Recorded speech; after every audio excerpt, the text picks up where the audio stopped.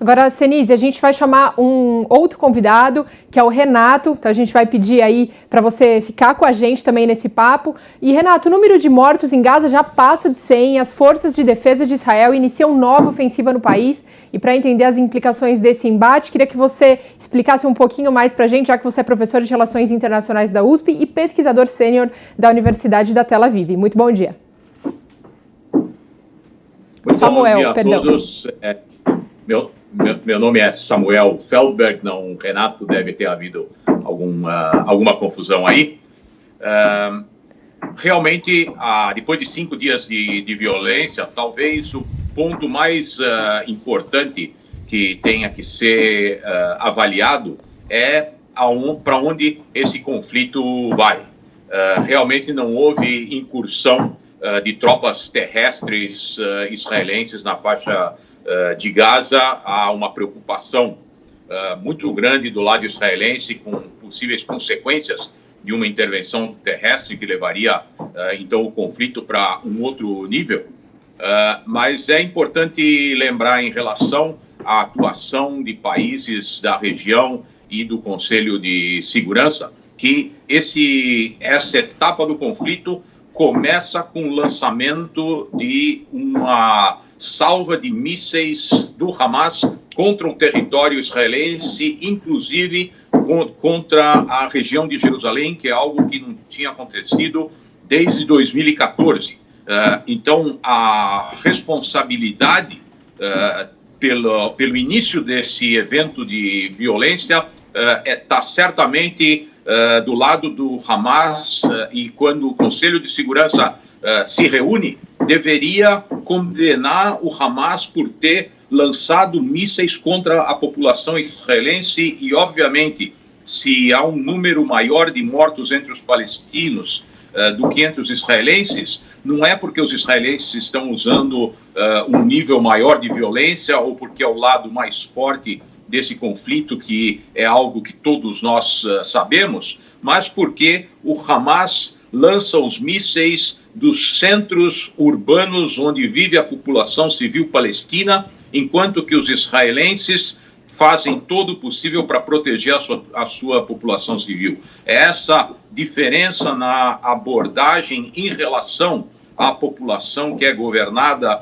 na faixa de Gaza pelo Hamas e em Israel por um governo legítimo israelense que faz a principal diferença entre as vítimas dos dois lados. Samuel, e aí a gente começou esse papo falando sobre esse ataque aéreo, né, e ele está restrito ao ataque aéreo, mas a preocupação disso para o terrestre. Por quê? De um lado você tem o exército de Israel e do outro lado você tem um grupo terrorista, o Hamas, que tem toda uma habilidade, como você diz, para provocar o terror quando ele toma atitudes como essa de lançar mísseis num perímetro urbano, expondo a população a esse risco. Agora, eu comentava com o Renato Senise, porque o que mais chama a atenção para alguns especialistas é a precisão desses mísseis que estão saindo do Hamas. E poderia sim ter uma influência, por exemplo, do Irã nessas armas. Você acredita nisso?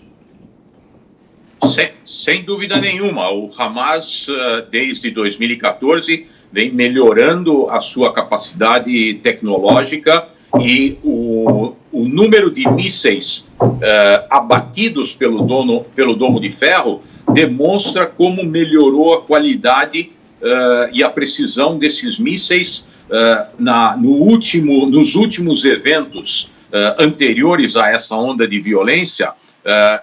Um de cada 1.500 foguetes lançados pelo Hamas era interceptado pelo Domo de Ferro, porque a maioria dos outros tinha uma trajetória que terminaria em uma zona desabitada.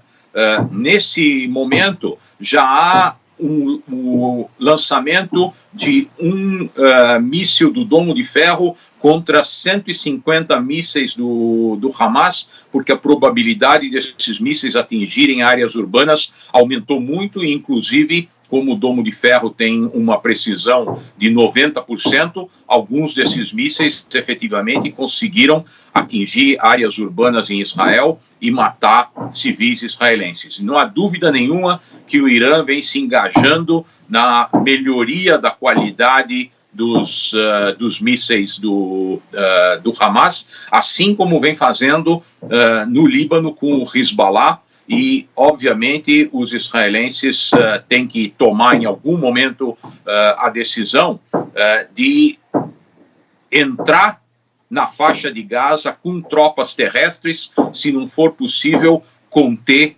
o lançamento de mísseis por parte do Hamas e da Jihad Islâmica. Em algum momento, a única solução pode vir a ser uma entrada de tropas terrestres para atingir os locais em que esses mísseis são construídos e de onde eles são lançados. Samuel, falando em tropas terrestres, Senise, eu queria que você falasse um pouquinho para a gente. Parece que o governo israelense, ele autorizou aí que o exército justamente entre para poder conter um pouco a população. E queria que você contasse para a gente, é claro, como que está a população aí, além de ter que enfrentar o combate à Covid, aí também com essa guerra toda que está acontecendo. Como eu disse na minha participação anterior, existia esse cenário de que o exército israelense já tivesse enviado tropas terrestres para dentro da faixa de Gaza, mas essa informação não foi confirmada, aliás, foi negada pelo próprio exército israelense, mas, de novo, estão todos apostos, parece uma questão de tempo, realmente, porque o conflito parece que não vai diminuir, então fica todo mundo esperando os próximos passos que serão decididos aí pelo Benjamin Netanyahu. Benjamin Netanyahu, que é bom a gente lembrar também, né, ele já vive um processo difícil, né? Já é um momento difícil para o Benjamin Netanyahu. Ele não conseguiu chegar à maioria parlamentar na semana passada, expirou o prazo que ele tinha. Ele é primeiro-ministro há 12 anos, e aí o próprio presidente de Israel deu permissão para o líder de oposição tentar formar um governo, né? E esse prazo do líder de oposição vai até 2 de junho, e aí ele Lapid. Então, esse momento fica mais difícil ainda para a oposição conseguir formar uma maioria, porque em tempos de guerra, como é que você vai fazer coalizões de partidos? Como é que você vai se preocupar em formar um governo, sendo que todo o foco, toda a atenção está justamente nesse conflito? Então, o Benjamin Netanyahu também, claro, ele é obrigado a tomar medidas, mas, é claro, a imagem dele acaba se fortalecendo com ele mostrando força, com ele tentando mostrar uma imagem de líder forte, decidido, que defende os interesses israelenses. E a discussão, né, sobre a origem do conflito, eu vou até discordar um pouco do professor Samuel, discordar não, mas só passar um outro ponto de vista, né? São 2 lados dessa história, né? Então, os ataques realmente começaram na segunda-feira com, realmente, o Hamas atirando mísseis do lado palestino, mas o crescimento da tensão vem desde o mês passado, né? Desde o início do Ramadã. Então, a gente teve palestinos entrando em confronto com a polícia de Israel na entrada da mesquita de Al-Aqsa, num dia que era importante para os muçulmanos, para os palestinos, era um dia importante no Ramadã. Depois, os colonos judeus também tentando, mais uma vez, despejar famílias palestinas em Jerusalém Oriental, uma discussão que vem há décadas, né, e nunca consegue se resolver. Então, existe a justificativa do lado israelense, existe a justificativa do lado palestino, mas realmente, na segunda-feira, quem atirou os primeiros mísseis foi o Hamas, uma atitude que até fica complicada de entender, né? Porque a gente sabe que o Hamas não tem poderio militar para bater de frente com Israel, né? Olha, aproveitando essa tua provocação, Renato, eu queria fazer um convite aos senhores para entrarem no portal Jovem Pan, que nós temos uma reportagem especial sobre esse assunto. Acesse jovempan.com.br e lá você vai encontrar uma fala do primeiro-ministro de Israel. Abre aspas, eu disse que cobraríamos um preço muito alto do Hamas e das outras organizações terroristas, fecha aspas, Benjamin Netanyahu. Samuel, é uma guerra santa, e aí tudo fica mais difícil. Nós temos 103 pessoas mortas, 33 são pessoas ligadas, 33 membros do movimento Jihad Islâmico e Hamas. Como é uma guerra santa, isso provoca mais ódio, então mais violência. Se a guerra for para o chão, o confronto pessoal, homem a homem, nós podemos ter uma verdadeira carnificina. Na verdade, não é uma guerra santa. Essa é a imagem que os radicais querem transmitir. Nós estamos falando de um fenômeno político, de uma tentativa de radicais escalarem esse conflito e, obviamente, você tem razão, se forças terrestres entrarem no confronto, o nível de violência sobe significativamente. E aqui o que me chama a atenção, o Renato tem razão quando diz que o nível de tensões vinha aumentando na região de Jerusalém, mas Israel normalmente é sempre condenada pelo uso desproporcional da força. E nesse caso, nós temos o lançamento de centenas de mísseis em resposta a um aumento das tensões na região de Jerusalém. Onde estão as condenações contra o Hamas pelo uso desproporcional da força?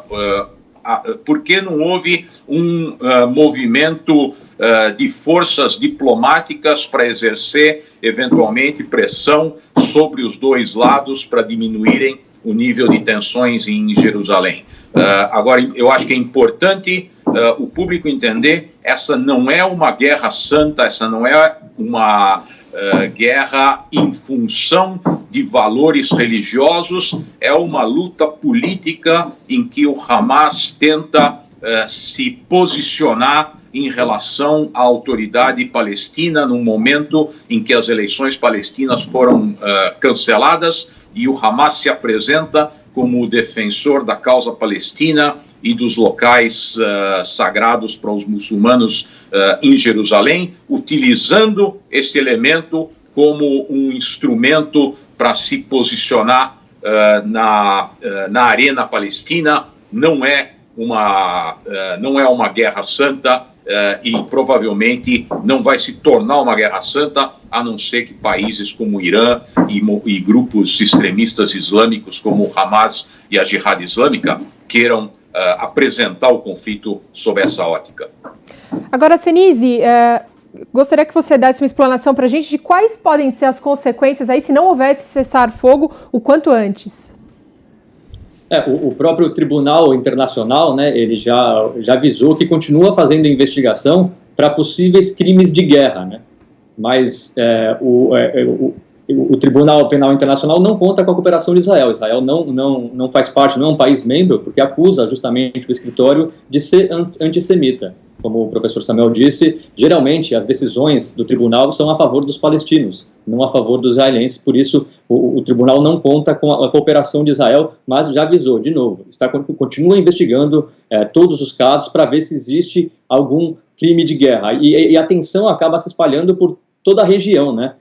A gente já falou do Irã, a gente já falou da Turquia, a gente fala também da Europa. O Reino Unido já se posicionou pedindo um cessar-fogo, o Reino Unido é aliado dos Estados Unidos ainda não se posicionou a favor de um cessar-fogo. Então, como a gente vem falando, é uma situação muito difícil de ser resolvida, porque existem duas posições muito diferentes. Há décadas esse conflito